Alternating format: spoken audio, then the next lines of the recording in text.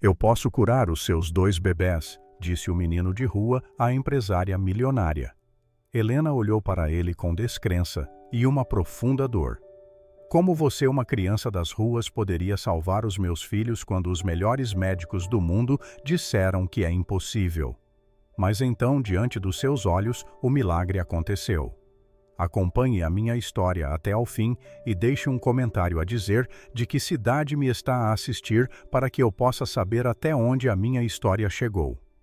Gabriel acordou antes do sol nascer, como sempre fazia. O corpo doía especialmente as costas e os braços, resultado do trabalho pesado do dia anterior. Tinha apenas 8 anos, mas a sua rotina era a de um adulto que luta pela sobrevivência. Dormia num pedaço de cartão debaixo de uma marquise perto do mercado municipal. O frio da madrugada penetrava-lhe até aos ossos, mas ele já estava habituado. Levantou-se, dobrou o cartão e escondeu-o atrás de umas caixas velhas. Era o seu único bem material, além da lata amassada, onde guardava as moedas que conseguia juntar. A fome apertava.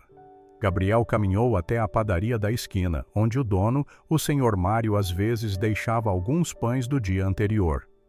Entrou pela porta dos fundos e encontrou o homem a preparar a primeira fornada. "Bom dia, senhor Mário."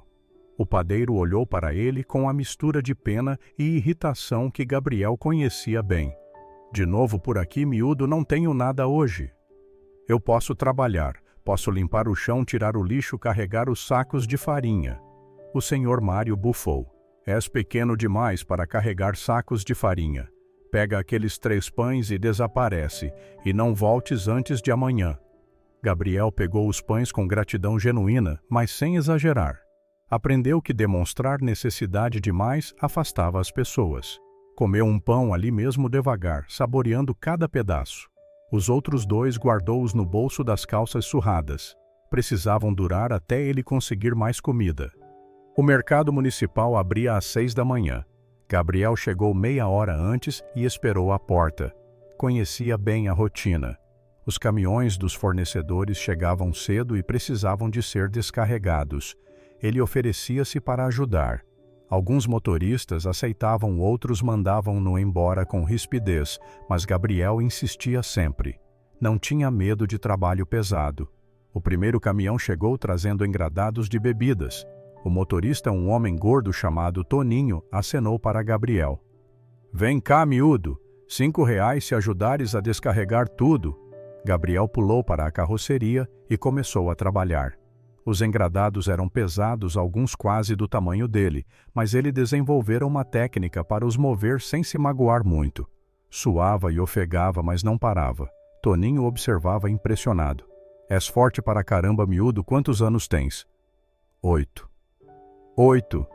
"Não acredito. Parece que tens 6. Gabriel não respondeu. Estava habituado a esses comentários. Era franzino, pequeno demais para a idade. A desnutrição e a vida dura cobravam o seu preço, mas o que lhe faltava em tamanho sobrava em determinação. Terminou o trabalho em 40 minutos. Toninho entregou-lhe uma nota de 5 reais amassada. Gabriel guardou-a com cuidado na lata que carregava sempre consigo.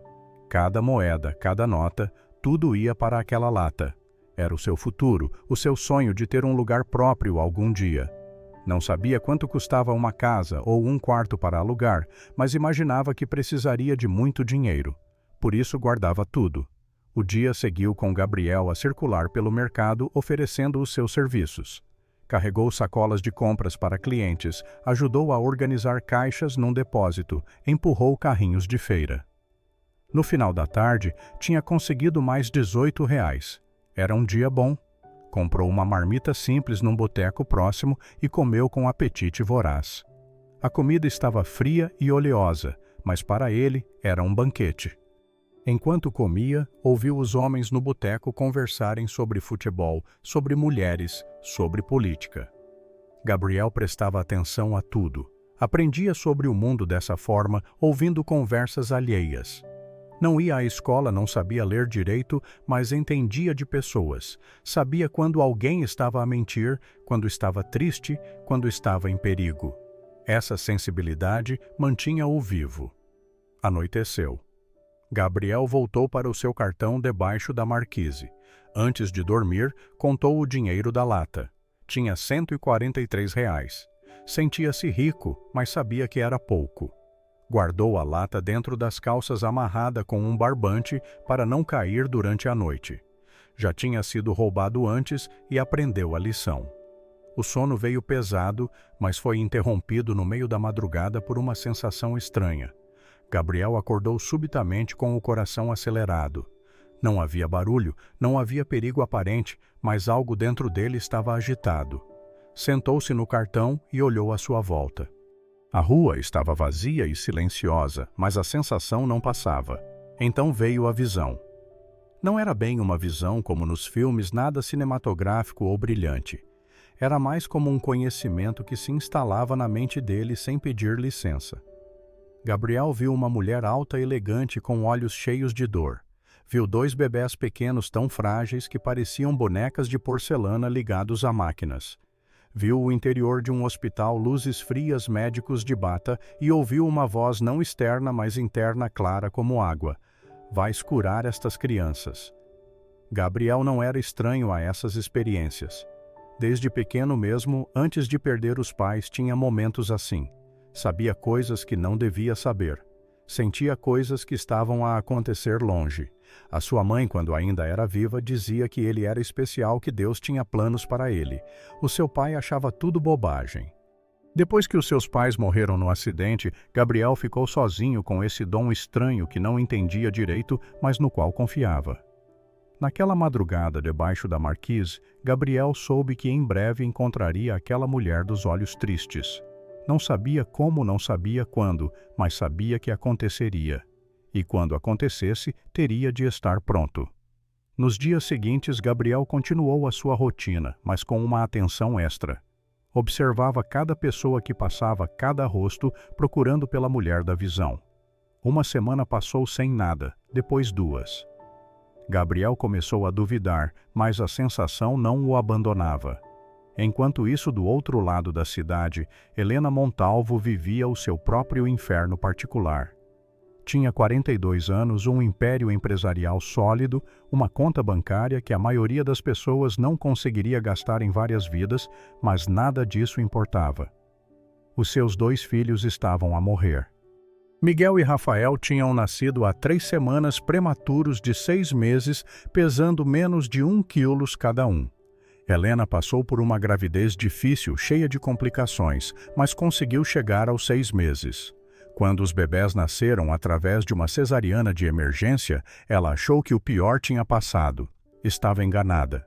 Os médicos descobriram que ambos os bebés tinham uma malformação cardíaca congênita rara e extremamente complexa. Os corações eram pequenos demais, com válvulas deformadas e câmaras mal formadas. A equipa médica do hospital, um dos melhores do país, fez todos os exames possíveis. Consultaram especialistas internacionais. A resposta era sempre a mesma. Não havia cirurgia capaz de corrigir o problema em bebés tão pequenos e prematuros. E mesmo que houvesse as chances de sucesso, eram próximas de 0. Helena não aceitava. Gastou fortunas trazendo médicos de outros países. Pediatras cardiologistas de renome mundial examinaram Miguel e Rafael. Todos chegavam à mesma conclusão devastadora: era questão de tempo. Os bebés podiam durar semanas, talvez 1 mês ou 2, mas não sobreviveriam. A UTI neonatal tornou-se o mundo de Helena. Ela passava 18 horas por dia ali, a olhar os seus filhos através dos vidros das incubadoras. Miguel era um pouco maior que Rafael, mas ambos eram tão frágeis que pareciam quebrar ao menor toque. Estavam entubados, ligados a monitores cardíacos, a receber medicamentos através de veias minúsculas. Cada bip das máquinas era um lembrete de que a vida deles pendia por um fio. Ricardo, o marido de Helena, lidava com a situação de forma completamente diferente. No começo, ele estava presente e preocupado, participativo. Mas conforme as semanas passavam e a situação não melhorava, ele começou a distanciar-se. Passou a trabalhar mais, a chegar tarde, a casa, a evitar o hospital. Quando estava presente, fazia comentários que cortavam Helena como navalhas. Precisas de aceitar a realidade, Helena. Os médicos já disseram que não há nada a fazer. Talvez devêssemos pensar em tentar novamente no futuro. Ainda é jovem, não podemos viver neste limbo para sempre. A vida continua. Helena odiava cada palavra. Odiava a frieza calculista do marido, a forma como ele já estava a fazer as pazes com a morte dos filhos deles, como se fossem apenas um projeto que não deu certo e podia ser refeito. Ela percebia que o casamento estava a ruir, mas não tinha energia para lidar com isso também. Toda a sua força estava voltada para Miguel e Rafael. A doutora Beatriz Sampaio era a chefe da equipa médica, uma mulher de 50 anos, competente e experiente, conhecida pela sua objetividade e por não dar falsas esperanças. Ela gostava de Helena, respeitava a sua dor, mas não mentia sobre a situação. Helena, eu sei o quanto isso é difícil, mas como médica tenho de ser honesta contigo.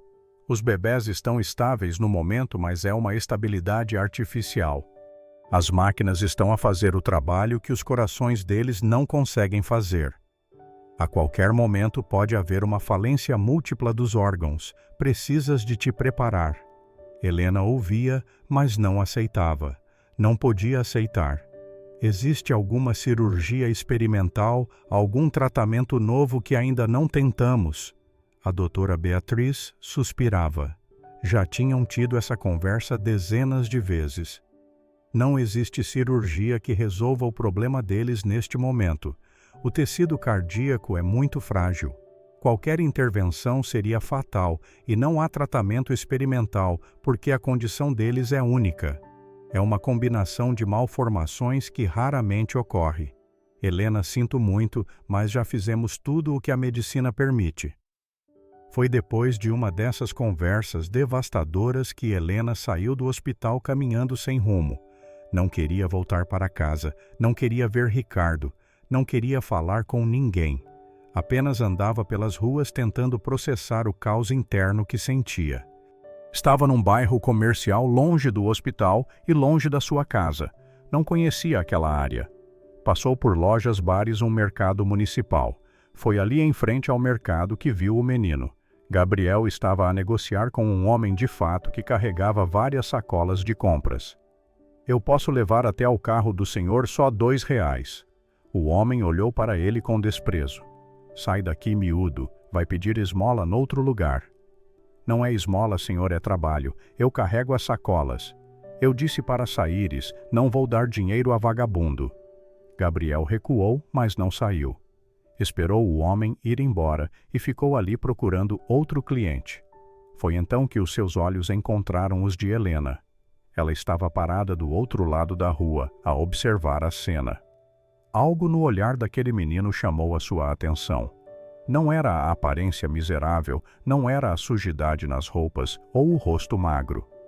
Era algo mais profundo, algo nos olhos dele. Gabriel atravessou a rua e caminhou diretamente até Helena. Ela pensou em sair, mas ficou paralisada. O menino parou na frente dela e disse com uma voz calma: "A senhora está muito triste. Eu posso ajudar." Helena sentiu as lágrimas virem.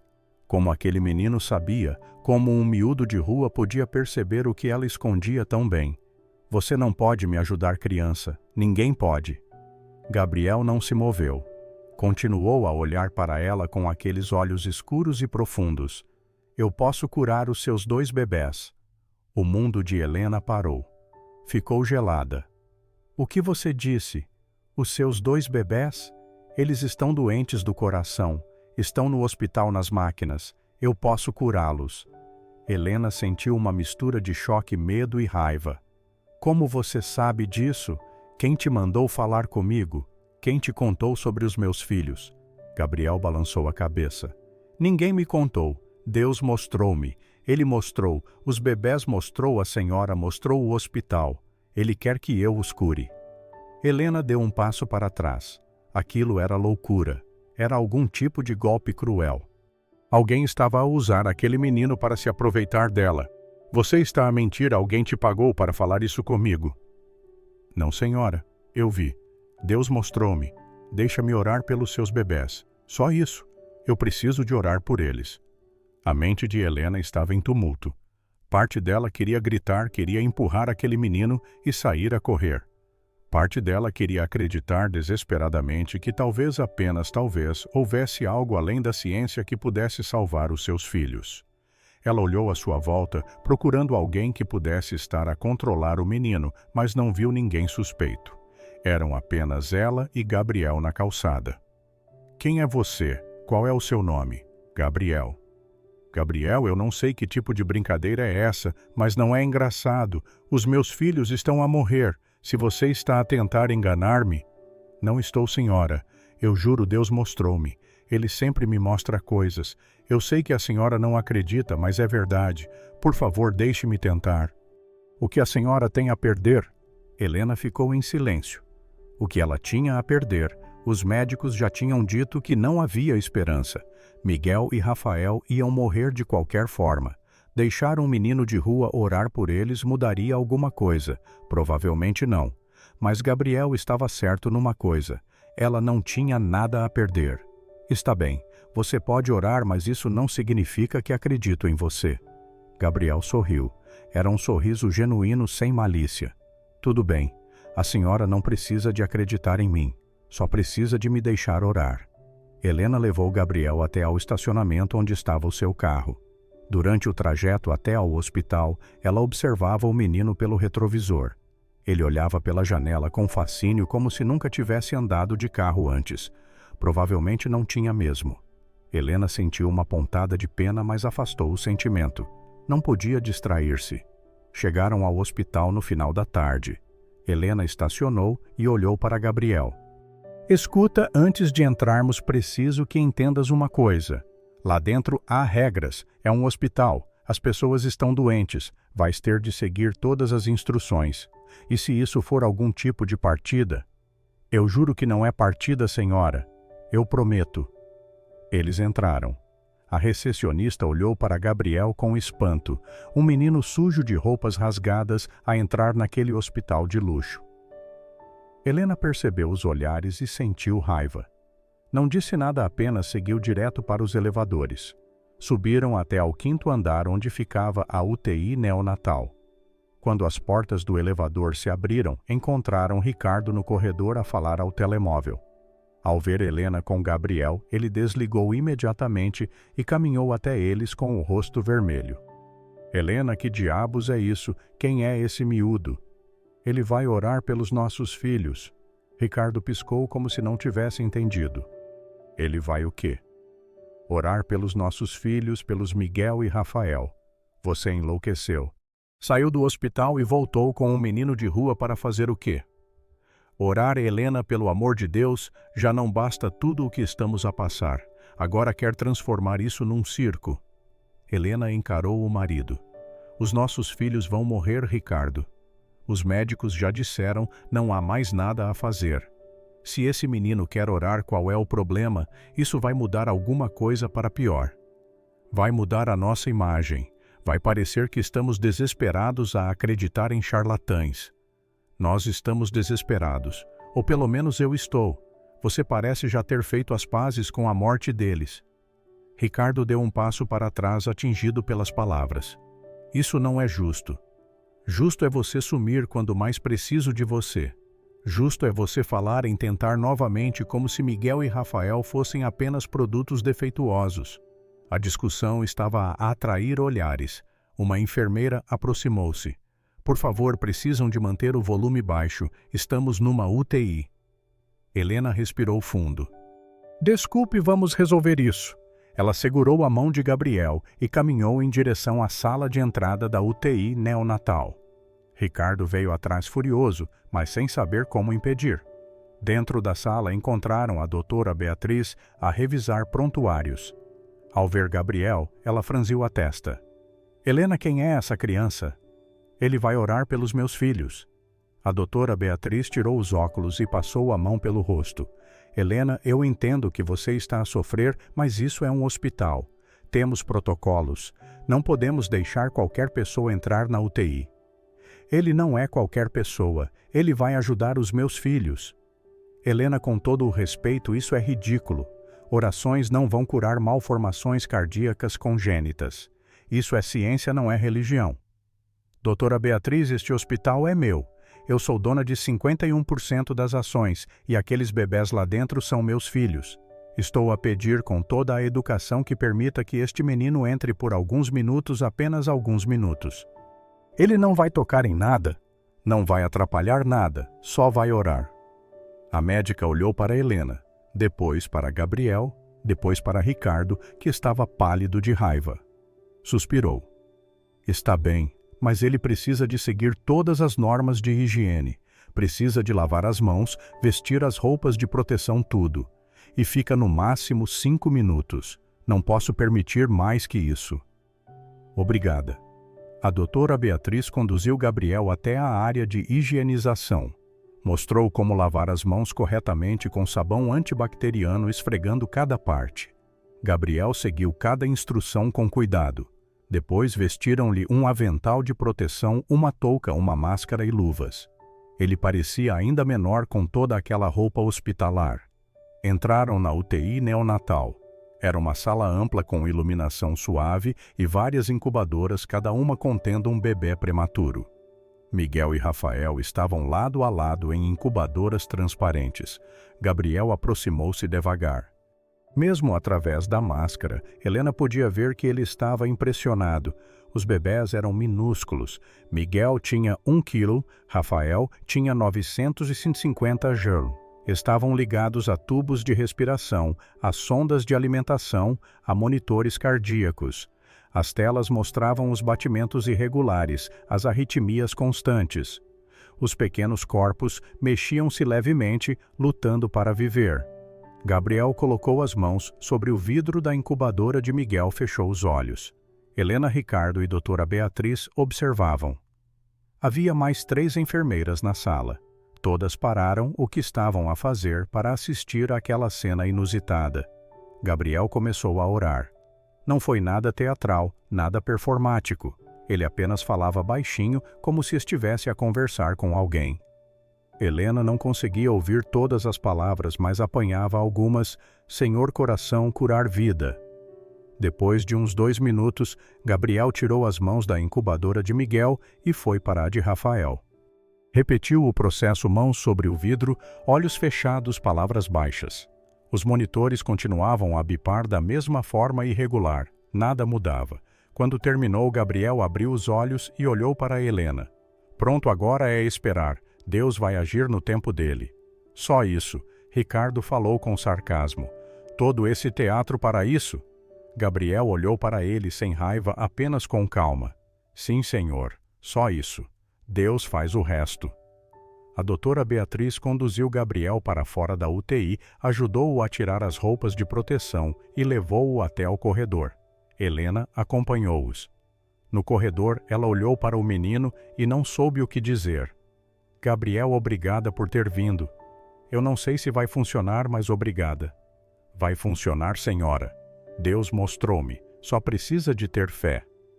Como eu te encontro depois? Onde você mora? Gabriel deu de ombros. Eu moro nas ruas, mas a senhora pode encontrar-me no mercado municipal.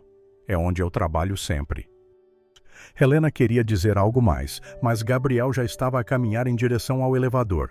Ela ficou parada a vê-lo ir embora. Sentiu-se vazia e confusa. Parte dela sentia-se idiota por ter trazido um menino de rua para orar pelos filhos. Parte dela queria acreditar que talvez, apenas talvez, algo pudesse mudar. Ricardo veio até ela furioso. Espero que esteja satisfeita. Transformou os nossos filhos num espetáculo. Amanhã isso vai estar na boca de toda a gente no hospital. Não me importo com o que as pessoas vão falar. Deveria importar-se, somos pessoas públicas. Você tem uma reputação a manter. Helena olhou para o marido com uma frieza que ela mesma não sabia que possuía. Os nossos filhos estão a morrer, e você está preocupado com a reputação. Ricardo abriu a boca para responder, mas não disse nada. Virou-se e foi embora batendo os pés. Helena voltou para a UTI, ficou ao lado das incubadoras de Miguel e Rafael, a olhar os pequenos corpos a lutar pela vida. Os monitores continuavam a bipar irregularmente. Nada tinha mudado. Os 3 dias seguintes foram uma tortura. Helena continuava a passar a maior parte do tempo no hospital. Os bebés continuavam estáveis, mas era uma estabilidade precária.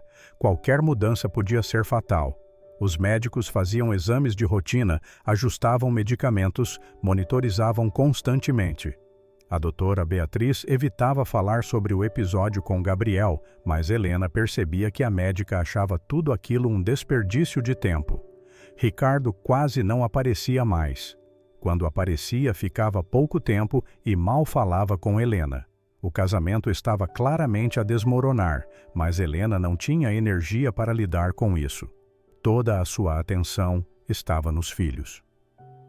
Na manhã do 4º dia após a visita de Gabriel, Helena estava na UTI quando a doutora Beatriz entrou apressada com uma expressão estranha no rosto.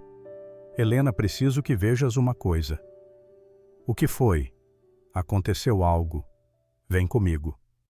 Elas foram até a sala de exames onde havia um computador com várias telas mostrando imagens de ultrassons e eletrocardiogramas. A doutora Beatriz apontou para uma das telas. Isso aqui é o eletrocardiograma do Miguel de hoje cedo. Compara com o de ontem. Helena olhou. Não entendia muito daqueles gráficos complexos, mas conseguia perceber diferenças. O ritmo está diferente. Não é só diferente, está melhor. As arritmias diminuíram significativamente. Achei que fosse erro do equipamento, então pedi para repetirem o exame 3 vezes. O resultado foi consistente. O coração do Miguel está a lhe apresentar uma melhora que não consigo explicar. Helena sentiu o coração disparar. Melhora. Mas você disse que era impossível, que a condição dele não tinha cura. E continua a achar que não tem. Mas os exames mostram claramente que algo mudou. Pode ser uma variação temporária, uma resposta aos medicamentos que não esperávamos. Sei lá. Vou monitorizar de perto nas próximas horas. E o Rafael? O Rafael está igual, sem mudanças. Helena voltou para a UTI e ficou ao lado da incubadora de Miguel. O bebê dormia pequeno e frágil, mas apenas talvez um pouco mais forte. Ela não se permitiu ter esperança. Já tinha sofrido decepções demais, mas algo dentro dela começava a acordar. No dia seguinte, mais mudanças. A doutora Beatriz chamou Helena novamente, dessa vez com uma expressão ainda mais perplexa. Helena, o Rafael também está a melhorar. Começou ontem à noite. Os batimentos cardíacos estão mais regulares, a saturação de oxigênio aumentou. As funções vitais estão mais estáveis. Eu convoquei uma junta médica. Vamos fazer uma bateria completa de exames nos 2. Nos próximos dias, o hospital virou um formigueiro de atividade em torno de Miguel e Rafael. Especialistas de outros hospitais foram chamados. Fizeram ecocardiogramas detalhados, ressonâncias magnéticas, tomografias. Todos os médicos chegavam com ceticismo e saíam com confusão. Os corações dos bebés estavam a regenerar-se. As malformações estruturais que deveriam ser permanentes e fatais estavam a corrigir-se. As válvulas deformadas começavam a funcionar melhor, as câmaras cardíacas ganhavam força. Era algo que a medicina não conseguia explicar. O Dr. Henrique Tavares, um cardiologista pediátrico com 40 anos de experiência, examinou pessoalmente os bebés. Depois conversou com Helena em particular. Senhora Montalvo, eu revi todos os exames anteriores dos seus filhos, vi as malformações originais, e agora vejo os exames atuais. O que está a acontecer aqui desafia tudo o que aprendi em 4 décadas de medicina. Corações não se regeneram dessa forma. Malformações congênitas não se corrigem sozinhas, mas é exatamente isso que os exames mostram. O senhor está a dizer que os meus filhos vão viver. O Dr. Tavares hesitou. Estou a dizer que, se essa melhora continuar, as chances de sobrevivência deles aumentaram drasticamente. Mas preciso de ser honesto, não entendo o que está a causar isso. Pode ser uma remissão espontânea, embora extremamente rara. Pode ser que tenhamos errado no diagnóstico inicial, embora eu ache improvável considerando quantos especialistas examinaram os bebés, ou pode ser algo que a ciência ainda não compreende. Helena sentiu as lágrimas virem. Os meus filhos vão viver. Eu acredito que sim, mas vamos continuar a monitorizar de perto. Ainda são bebés prematuros. Ainda há riscos, mas as chances agora são infinitamente melhores do que eram há uma semana. Helena saiu daquela conversa em estado de choque. Caminhou pelos corredores do hospital sem saber para onde ia. Acabou sentada num banco do jardim externo a chorar copiosamente. Eram lágrimas de alívio, de gratidão, de incredulidade. Foi então que ela se lembrou de Gabriel. O menino tinha orado pelos bebés 4 dias atrás.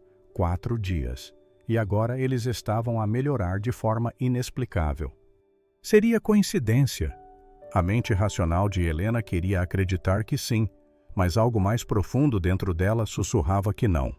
Ela precisava de encontrar Gabriel, precisava de agradecer, precisava de entender.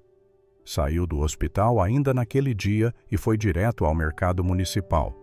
Chegou no final da tarde, quando o movimento começava a diminuir. Procurou por Gabriel entre os trabalhadores, os vendedores, as crianças de rua. Não o encontrou. Perguntou a várias pessoas. Conhecem um menino chamado Gabriel. Tem uns 8 anos, pequeno, trabalha a carregar coisas. Alguns abanaram a cabeça, outros deram descrições vagas de vários meninos que correspondiam àquela descrição. Helena passou horas a procurar, mas não encontrou Gabriel naquele dia. Voltou no dia seguinte, e no outro, e no outro. No 5º dia, enquanto conversava com um vendedor de frutas, o homem apontou para o outro lado da rua. Acho que o menino que você procura está ali. É aquele pequenino a carregar a caixa. Helena virou-se rapidamente. Era Gabriel. Ele carregava uma caixa de verduras quase do tamanho dele, levando-a para dentro de um restaurante. Helena atravessou a rua a correr sem se importar com o trânsito. Quando Gabriel saiu do restaurante, ela estava à espera à porta. O menino viu-a e sorriu. Olá, senhora. Os bebés melhoraram. Helena sentiu as pernas fraquejarem, ajoelhou-se ali mesmo na calçada suja na frente do menino. As lágrimas escorriam sem controlo. Como você sabia? Como você sabia que eles iam melhorar? Gabriel deu de ombros como se fosse a coisa mais natural do mundo. Eu disse que Deus ia curar. Ele curou. Os médicos não conseguem explicar. Dizem que é impossível que malformações cardíacas não se curem sozinhas, mas os meus filhos estão a melhorar a cada dia. Foi você, foi a sua oração. Não fui eu, senhora, foi Deus. Eu só pedi a Ele. Ele é que fez o milagre. Helena estendeu as mãos e segurou os ombros magros de Gabriel. Eu não sei como agradecer. Não sei o que lhe dar. Você salvou os meus filhos. Diga o que você quer: dinheiro, uma casa, educação, qualquer coisa. Gabriel balançou a cabeça. Eu não quero nada, senhora. Não fiz nada. Se a senhora quer agradecer, agradeça a Deus, não a mim. Mas você vive nas ruas, você não tem nada. Deixe-me ajudar. A senhora já ajudou, levou-me ao hospital, deixou-me orar. Isso foi ajuda. Helena não sabia o que fazer. Queria abraçar aquele menino. Queria levá-lo para casa imediatamente. Queria protegê-lo de toda a dureza da vida. Mas Gabriel parecia desconfortável com tanta emoção. Ele olhou para os lados como se estivesse a procurar uma saída. Eu preciso de trabalhar, senhora. Tenho de ganhar dinheiro hoje. Quanto você precisa de ganhar hoje? Uns 15, 20 reais para comprar comida e guardar um pouco. Helena abriu a bolsa e tirou várias notas. Toma, isso aqui são 500 reais. Compra comida, compra roupa, compra o que você precisar. Gabriel olhou para o dinheiro, mas não pegou. Não posso aceitar, senhora. Isso é muito. Por favor, aceite. É o mínimo que posso fazer. Mas eu não fiz nada para merecer esse dinheiro. Seria errado pegar. Helena sentiu uma mistura de admiração e frustração. Como um menino de rua podia recusar 500 reais? Que tipo de criança era aquela? Gabriel, você salvou a vida dos meus filhos. Você merece muito mais que isso. Eu não salvei, senhora. Foi Deus. Eles ficaram ali num impasse. Helena com o dinheiro estendido, Gabriel a recusar. Finalmente, Helena teve outra ideia. Então deixe-me ajudar de outra forma. Você come bem. Onde você dorme? Eu como quando consigo. Durmo debaixo de uma marquise perto daqui. Isso não está certo. Uma criança não pode viver assim. Deixe-me levá-lo para um lugar melhor. Gabriel ficou desconfiado. Que lugar? Não sei ainda, mas vou encontrar algo. Você pode ficar comigo por enquanto. Tenho uma casa grande. A senhora mal me conhece. Eu posso ser perigoso. Helena quase riu. Aquele menino franzino com olhos doces e um coração puro perigoso. Eu não tenho medo de você, Gabriel. Você salvou os meus filhos. Eu confio em você. E o marido da senhora, ele não vai gostar. Helena fez uma expressão amarga. O marido da senhora não está a importar-se muito com nada ultimamente, mas não se preocupa com isso. É decisão minha. Gabriel pensou por um longo momento. Helena podia ver o conflito interno dele. Por um lado, a vida nas ruas era dura e ele estava cansado. Por outro, ele não conhecia aquela mulher, não sabia se podia confiar.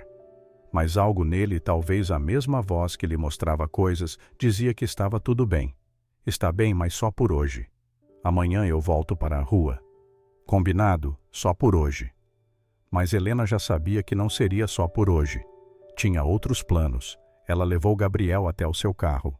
O menino entrou devagar, tocando no banco de couro como se fosse quebrar. Durante o trajeto, Helena fez perguntas. Você tem família? Gabriel, pais, irmãos, alguém?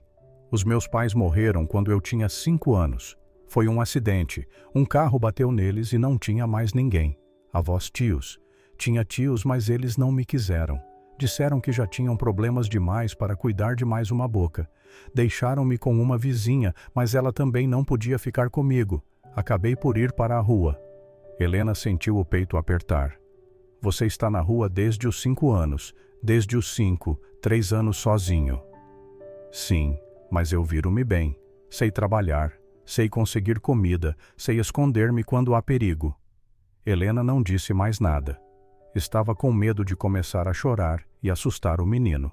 Dirigiu em silêncio até a sua casa, uma mansão num bairro nobre.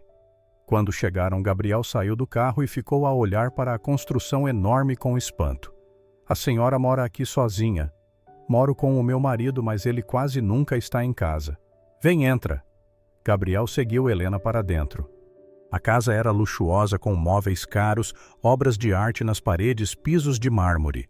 Para ele era como entrar num palácio de conto de fadas. Tinha medo de tocar em qualquer coisa, de sujar algo. Helena percebeu o desconforto dele. Fica tranquilo, é só uma casa. Nada aqui é mais importante que uma pessoa. Vem, vou mostrar-te a casa de banho. Você pode tomar um banho. Tenho roupas limpas que vou separar. Roupas de quem? Eram do sobrinho do meu marido. Ele deixou aqui uma vez e nunca levou. Acho que vão servir em você. Gabriel tomou o banho mais longo da sua vida. A água quente era um luxo que ele tinha esquecido que existia. Lavou o cabelo 3 vezes, esfregou o corpo até a pele ficar vermelha, tirando camadas de sujidade acumulada. Quando saiu, Helena tinha separado roupas limpas, umas calças de fato de treino, uma camisola, um casaco. Tudo cheirava a sabão e amaciador. Vestido, Gabriel desceu para a cozinha. Helena tinha preparado comida, um prato cheio de arroz, feijão, carne, salada, batata. Era mais comida do que ele normalmente comia em 3 dias. Sentou-se à mesa e comeu devagar, saboreando cada garfada. Helena sentou-se do outro lado da mesa apenas a observar. Via a forma como Gabriel comia com cuidado, aproveitando cada pedaço. Via as costelas aparentes debaixo da camisola, os braços finos, o rosto magro. Aquele menino estava desnutrido, provavelmente com deficiências de várias vitaminas. Ela fez uma nota mental para levá-lo ao médico assim que possível. Está gostoso? Ela perguntou. Está muito bom. A senhora cozinha bem. Não fui eu que cozinhei, foi a Marta, a minha empregada. Ela veio mais cedo hoje e deixou a comida pronta. Gabriel assentiu, continuando a comer.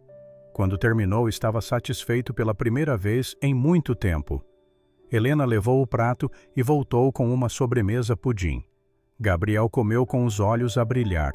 Anoiteceu. Helena mostrou um quarto de hóspedes a Gabriel. Tinha uma cama grande, um guarda-roupa, uma televisão. Para Gabriel, era mais luxo do que ele conseguia processar. Deitou-se na cama, afundando no colchão macio e sentiu o sono vir imediatamente. Helena ficou na porta a observar o menino a dormir. Sentia algo estranho, uma mistura de gratidão, proteção e amor. Aquele menino havia salvado os seus filhos. Agora ela queria salvá-lo também. Mas tinha um problema, Ricardo. O marido chegou à casa tarde da noite e encontrou Helena na sala. Você ficou no hospital até agora. Não vim mais cedo. Por quê? Helena respirou fundo. Trouxe alguém para casa. Ricardo franziu a testa. Quem? O menino Gabriel, o que orou pelos nossos filhos. O rosto de Ricardo ficou vermelho. Você trouxe aquele miúdo de rua para a nossa casa, está louca. Ele não tem onde dormir, vive nas ruas. Achei que poderíamos ajudá-lo. Ajudá-lo? Helena, você não conhece esse menino. Pode ser um ladrão, pode ter doenças, pode ser perigoso. Ele não é nada disso, é apenas uma criança que precisa de ajuda. E daí o mundo está cheio de crianças que precisam de ajuda. Não podemos trazer todas para a nossa casa. Não estou a falar de todas, estou a falar dele. Ele salvou os nossos filhos. Ricardo deu uma risada amarga. Salvou Helena, acorda.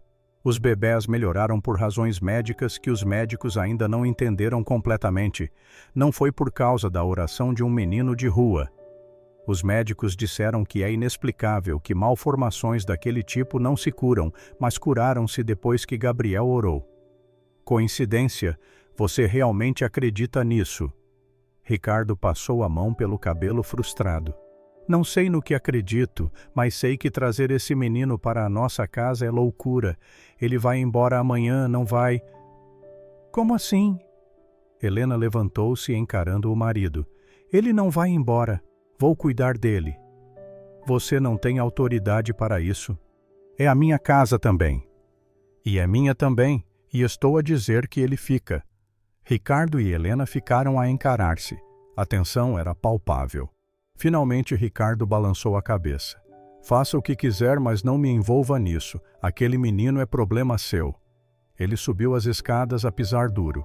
Helena ficou sozinha na sala, sentindo o casamento a desmoronar ainda mais, mas não se importava.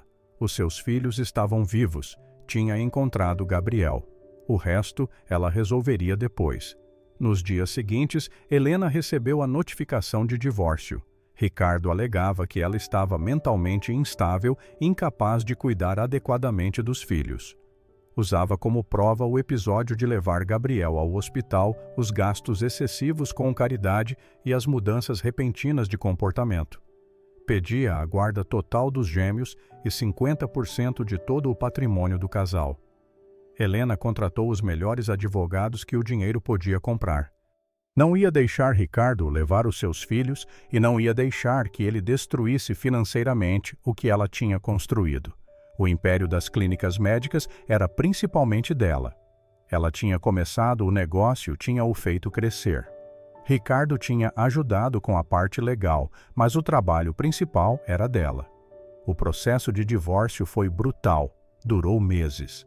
Ricardo trouxe testemunhas que diziam que Helena estava obcecada com religião, que tinha mudado drasticamente, que não estava em condições de cuidar de crianças. Helena trouxe testemunhas que falavam sobre a frieza de Ricardo durante a crise dos bebés, sobre o distanciamento dele, sobre a falta de apoio emocional. A doutora Beatriz foi chamada para depor.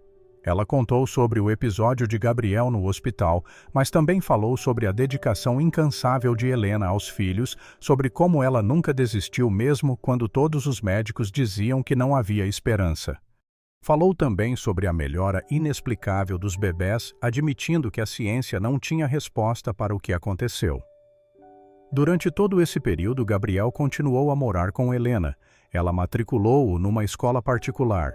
No início, Gabriel tinha dificuldade em acompanhar. Não sabia ler bem, tinha lacunas enormes no seu conhecimento, mas era inteligente e dedicava-se. Com aulas de reforço, começou a progredir rapidamente. Helena também começou a investigar o passado de Gabriel oficialmente, descobriu certidões de nascimento e óbito dos pais, encontrou os tios que o tinham rejeitado, conversou com eles tentando entender. Os tios eram pessoas pobres com famílias grandes a lutar para sobreviver. Disseram que não tiveram escolha, que não podiam assumir mais uma criança. Helena não os culpava, mas também não os perdoava. Iniciou o processo de adoção.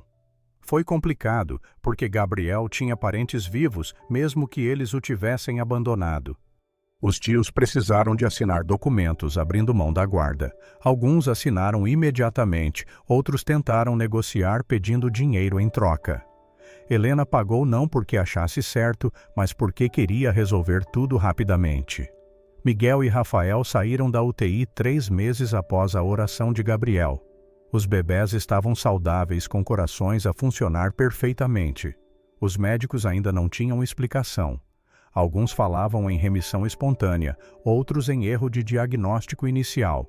Outros simplesmente admitiam que não sabiam o que tinha acontecido, mas todos concordavam que era extraordinário.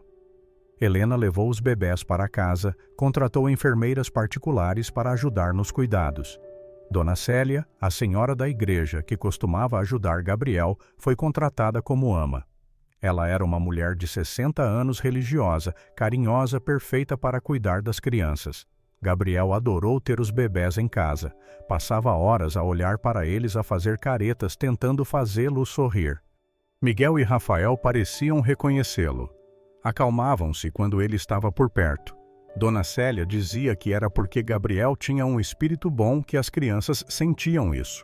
O processo de divórcio finalmente chegou ao fim.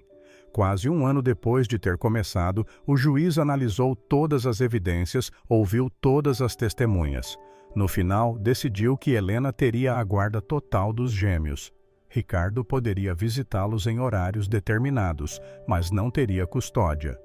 Quanto ao patrimônio, Helena ficou com 70%, incluindo todas as clínicas médicas. Ricardo ficou com 30% em dinheiro e alguns imóveis. Ricardo saiu do tribunal furioso, mas derrotado. Helena saiu aliviada, estava livre. Podia finalmente viver a sua vida da forma que queria, sem ter de justificar as suas decisões para ninguém. A adoção de Gabriel foi aprovada pouco tempo depois. O juiz viu que o menino estava bem cuidado a frequentar a escola saudável e feliz. Viu também a dedicação de Helena, assinou os papéis. Gabriel oficialmente tornou-se filho de Helena Montalvo. Houve uma pequena cerimônia, apenas Helena, Gabriel, Dona Célia e alguns amigos próximos. Quando o juiz entregou os documentos finais e disse que agora Gabriel era legalmente filho de Helena, o menino chorou. Foram as primeiras lágrimas que Helena o via derramar. Ele sempre foi tão forte, tão contido, mas naquele momento permitiu-se ser apenas uma criança que finalmente tinha uma família. Helena abraçou Gabriel e sussurrou: "Agora você é meu filho para sempre." "Obrigado, mãe." Era a primeira vez que ele a chamava assim. Helena sentiu o coração explodir de amor. A vida estabilizou-se. Gabriel continuou na escola, tornando-se um dos melhores alunos da sua turma. Tinha facilidade especial para matemática e ciências. Os professores ficavam impressionados com a sua dedicação e inteligência. Nas redações escrevia sobre a sua vida, sobre as ruas, sobre o milagre dos bebés. Alguns professores achavam que ele exagerava, que inventava histórias, mas Gabriel não ligava. Sabia o que era verdade. Miguel e Rafael cresceram saudáveis. Fizeram exames regulares com cardiologistas que sempre ficavam surpresos ao ver os corações perfeitamente funcionais. Não havia nenhum sinal das malformações anteriores. Era como se nunca tivessem existido. Os médicos colocavam no prontuário como recuperação espontânea inexplicável, mas entre eles sussurravam sobre milagres. Helena transformou uma das suas clínicas num centro de atendimento gratuito para crianças carenciadas. Oferecia consultas, exames, tratamentos, tudo sem custo. Foi inspirada pela história de Gabriel, pela injustiça de crianças sofrerem por falta de recursos. A clínica foi um sucesso, atendendo centenas de crianças por mês. Gabriel, quando tinha tempo, ia à clínica ajudar. Brincava com as crianças na sala de espera, conversava com elas, tirava o medo delas. Tinha um jeito especial de acalmar as crianças mais nervosas. Os médicos e enfermeiras adoravam quando ele aparecia. A doutora Beatriz, que testemunhou toda a história desde o início, tornou-se amiga próxima de Helena. Visitava a casa regularmente, jantavam juntas, conversavam sobre a vida. Um dia Beatriz admitiu algo que vinha a guardar há muito tempo. Helena, preciso de te contar uma coisa. Quando você trouxe Gabriel naquele dia para orar pelos bebés, eu achei ridículo. Pensei que você estava desesperada e irracional, mas depois, quando vi os bebés melhorarem de forma inexplicável, fiquei assombrada. Revi todos os casos da minha carreira, procurei na literatura médica, consultei colegas no mundo inteiro. Não existe nenhum caso documentado de recuperação daquele tipo. Nenhum. Você acredita que foi milagre? Beatriz hesitou. Era uma mulher de ciência treinada para ser cética, para buscar explicações racionais. Não sei se acredito em milagres no sentido religioso, mas acredito que há coisas que a ciência ainda não consegue explicar. E o que aconteceu com Miguel e Rafael é uma dessas coisas. Helena sorriu. É o suficiente. Gabriel cresceu mantendo a sua fé e a sua humildade. Nunca se vangloriou do que aconteceu. Nunca usou a história para se promover. Quando as pessoas perguntavam sobre o milagre, ele sempre dizia a mesma coisa. Não fui eu, foi Deus. Eu só obedeci. Na escola tinha poucos amigos, não porque fosse rejeitado, mas porque era diferente. Os outros meninos falavam sobre jogos, sobre brinquedos, sobre coisas superficiais. Gabriel preferia conversas mais profundas, conectava-se melhor com os professores do que com os colegas, mas não se importava, não estava em busca de popularidade. Um dia, quando Gabriel tinha 12 anos, um colega de turma chamado Bruno começou a provocá-lo. Bruno vinha de uma família rica, era mimado e arrogante. Descobriu sobre o passado de Gabriel morando nas ruas e começou a zombar. Ei, mendigo, deve estar a gostar de ter comida todo o dia, não é? Aproveita enquanto dura. Uma hora a mulher vai cansar-se de você e vai atirar-te de volta para a rua. Gabriel não respondeu, continuou a caminhar. Bruno seguiu-o. A minha mãe disse que você foi adotado porque a dona Helena ficou maluca depois que os bebés nasceram. Disse que você teve sorte de apanhá-la num momento fraco. Gabriel parou e virou-se. Olhou para Bruno com calma. A sua mãe está errada. A minha mãe não ficou maluca. Ela é a pessoa mais sã que conheço e eu não tive sorte. Fui abençoado. Abençoado? Bruno riu. Você é um mendigo que enganou uma mulher rica. Isso não é bênção, é golpe. Gabriel sentiu raiva pela primeira vez em muito tempo, mas controlou-se, respirou fundo e disse: Você pode pensar o que quiser. Não vou brigar com você, mas não fala mal da minha mãe. Bruno, querendo provocar mais, empurrou Gabriel. Ou o que vai chamar os seus amigos mendigos para me bater? Outros alunos começaram a juntar-se formando uma roda. Esperavam uma briga. Gabriel era menor que Bruno, mais magro. Parecia fraco, mas tinha algo nos olhos dele que fez Bruno hesitar. Gabriel não revidou o empurrão, apenas disse: Desculpa por você ser tão infeliz que precisa de magoar os outros para se sentir bem. Espero que você encontre paz. Então virou-se e saiu. Bruno ficou ali desconcertado. Os outros alunos também. Ninguém esperava aquela reação. Esperavam briga, violência, drama, mas Gabriel deu algo muito mais poderoso: perdão e piedade. A professora, que tinha presenciado tudo, afastou Bruno e depois chamou Gabriel. Você foi muito maduro, Gabriel. A maioria dos meninos da sua idade teria brigado. Brigar não resolve nada. E o Bruno não é mau, só está magoado por dentro. A professora ficou impressionada. Que criança de 12 anos falava assim?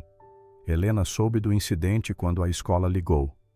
Não foi para reclamar de Gabriel, mas para elogiá-lo. A diretora disse que raramente via um aluno com tanta maturidade emocional.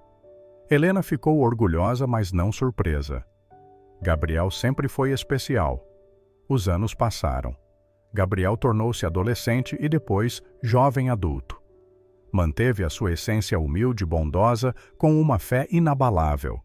Decidiu estudar medicina, inspirado pela doutora Beatriz e pela vontade de ajudar pessoas como a sua mãe o ajudou. Miguel e Rafael cresceram saudáveis e vigorosos. Não tinham nenhuma lembrança da UTI neonatal das máquinas da luta pela vida. Para eles, Gabriel era simplesmente o irmão mais velho que sempre esteve ali. Adoravam quando ele contava histórias sobre a sua infância nas ruas. Para eles eram aventuras fascinantes. Para Gabriel, eram memórias dolorosas que ele transformava em lições. Ricardo permaneceu distante. Visitava os gêmeos uma vez por mês, conforme determinação judicial, mas as visitas eram frias e protocolares. Nunca perguntava por Gabriel, nunca demonstrava interesse real pela vida dos filhos. Eventualmente, casou-se novamente com uma mulher mais jovem e teve outro filho. Os gêmeos passaram a vê-lo ainda menos. Helena, por sua vez, floresceu. Sem o peso de um casamento infeliz, focou-se na sua família e nos seus projetos sociais. As clínicas gratuitas expandiram-se. Abriu 3 novas unidades em bairros carenciados. Milhares de crianças eram atendidas todos os anos. Gabriel ajudava-a sempre que podia, principalmente durante as férias escolares. Dona Célia continuou a fazer parte da família, tornou-se praticamente uma avó para as crianças. Era ela quem contava histórias antes de dormir, quem fazia as comidas preferidas de cada um, quem dava conselhos quando necessário. A sua fé simples e profunda influenciava toda a casa. Quando Gabriel completou 18 anos, Helena organizou uma festa. Nada muito grande, apenas família e amigos próximos. Durante a festa, Gabriel fez um discurso que deixou todos emocionados. Quando eu tinha 8 anos, morava nas ruas. Não tinha nada além de uma lata com algumas moedas e um pedaço de cartão para dormir. Achei que ia viver assim até morrer. Mas Deus tinha outros planos. Ele mostrou-me uma mulher que precisava de ajuda. Mostrou-me 2 bebés que precisavam de um milagre e usou alguém tão pequeno e insignificante como eu para fazer algo grande. Não foi a minha força, não foi a minha sabedoria, foi obediência. Eu só obedeci ao que Deus mandou, e Ele transformou tudo. Salvou Miguel e Rafael. Deu-me uma mãe, uma família, uma vida. Aprendi que milagres não são só curas impossíveis. São sobre amor, sobre segundas chances, sobre não desistir quando tudo parece perdido. Obrigado, mãe, por ter acreditado. Obrigado por ter me dado uma família. Helena chorou. Dona Célia chorou. A doutora Beatriz, que estava presente, também chorou. Miguel e Rafael, agora com 10 anos, não entendiam completamente tudo, mas sentiam a emoção no ar. Gabriel entrou na faculdade de medicina no ano seguinte. Estudava com dedicação obsessiva. Queria ser o melhor médico possível para poder ajudar mais pessoas. Nas aulas de cardiologia, prestava atenção especial. Entendia aquele órgão de forma única. Afinal, tinha visto 2 corações impossíveis serem curados. Durante a faculdade, começou a fazer trabalho voluntário em comunidades carenciadas. Ia aos fins de semana para regiões pobres oferecendo atendimento básico, orientações de saúde, distribuindo remédios. Via muitas crianças em situações parecidas com a que ele viveu. Isso motivava-o ainda mais. Numa dessas visitas, conheceu uma menina de 7 anos chamada Laura. Ela tinha uma doença crônica nos rins e a família não tinha dinheiro para tratamento adequado. Gabriel conversou com Helena, que imediatamente ofereceu tratamento gratuito numa das suas clínicas. Laura foi tratada e curada. A família ficou eternamente grata. Anos depois, Laura tornar-se-ia médica também inspirada por Gabriel. Era assim que o ciclo de bondade se perpetuava. Gabriel formou-se em medicina aos 25 anos. Foi um dos melhores alunos da sua turma. Poderia ter ido trabalhar em qualquer hospital de prestígio, recebendo salários altíssimos, mas escolheu trabalhar nas clínicas gratuitas de Helena. Queria atender quem mais precisava. A doutora Beatriz, já aposentada, mas ainda ativa como consultora, foi à formatura. Abraçou Gabriel com orgulho genuíno. Você tornou-se um homem extraordinário. Os seus pais estariam orgulhosos. Gabriel sorriu. Espero que sim. Espero estar a honrar a memória deles.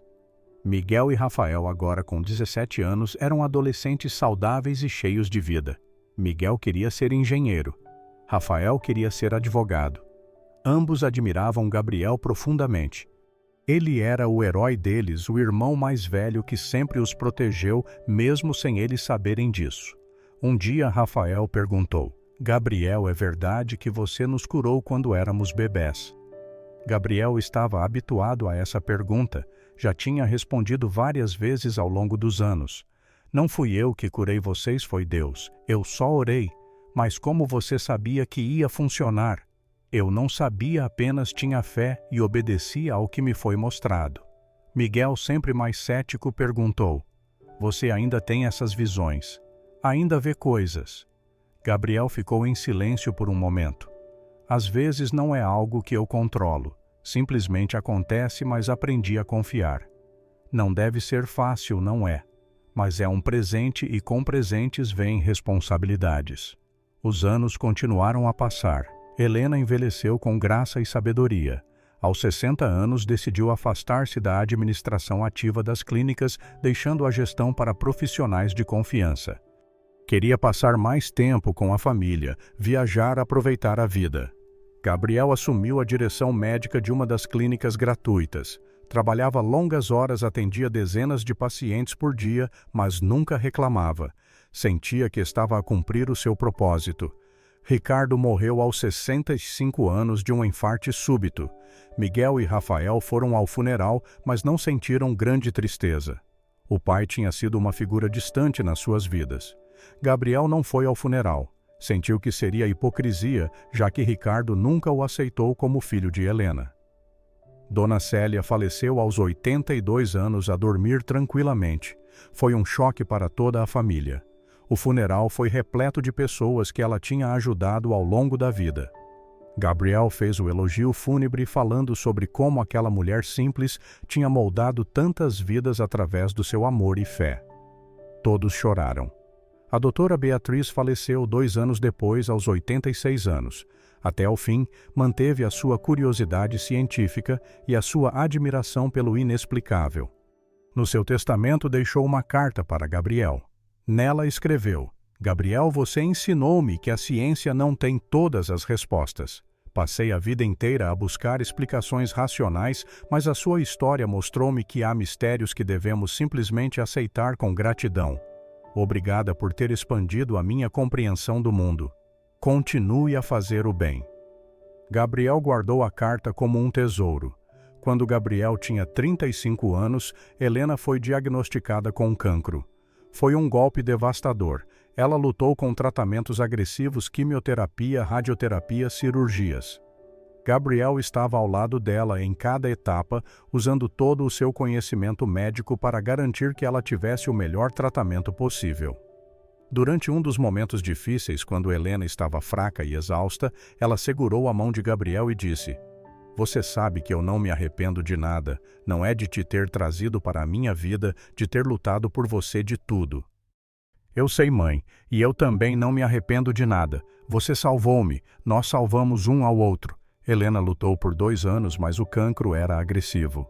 Nos últimos dias, cercada por Gabriel, Miguel e Rafael, ela estava em paz. Não tinha medo da morte. Tinha vivido uma vida plena, tinha amado e sido amada.